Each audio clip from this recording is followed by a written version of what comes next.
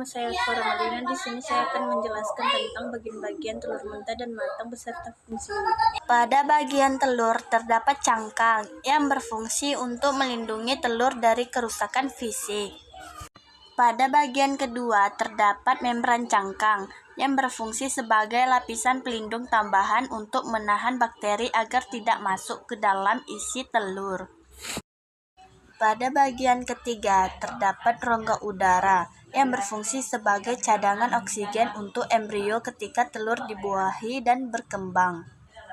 Selanjutnya, pada bagian keempat terdapat bagian yang bernama kuning telur yang berfungsi sebagai cadangan makanan untuk embrio.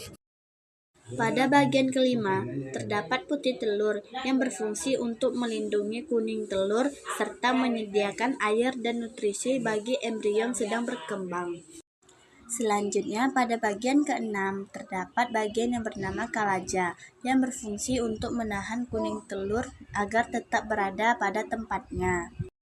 Pada bagian terakhir, terdapat bagian yang bernama keping lembaga atau keping germinal yang berfungsi sebagai tempat perkembangan embrio. Sementara itu, pada bagian telur yang sudah direbus, terdapat cangkang yang berfungsi untuk melindungi telur dari kerusakan fisik. Pada bagian kedua, terdapat putih telur yang berfungsi sebagai pelindung kuning telur serta menyediakan air dan nutrisi bagi embrio yang sedang berkembang. Selanjutnya, pada bagian ketiga terdapat kuning telur yang berfungsi sebagai cadangan makanan untuk embrio. Pada bagian terakhir terdapat membran cangkang yang berfungsi sebagai lapisan pelindung tambahan untuk mencegah bakteri agar tidak masuk ke dalam isi telur. Sementara itu, perbedaan antara telur mentah dan telur matang yaitu kalau telur matang memiliki cangkang telur, putih telur, kuning telur, dan membran cangkang.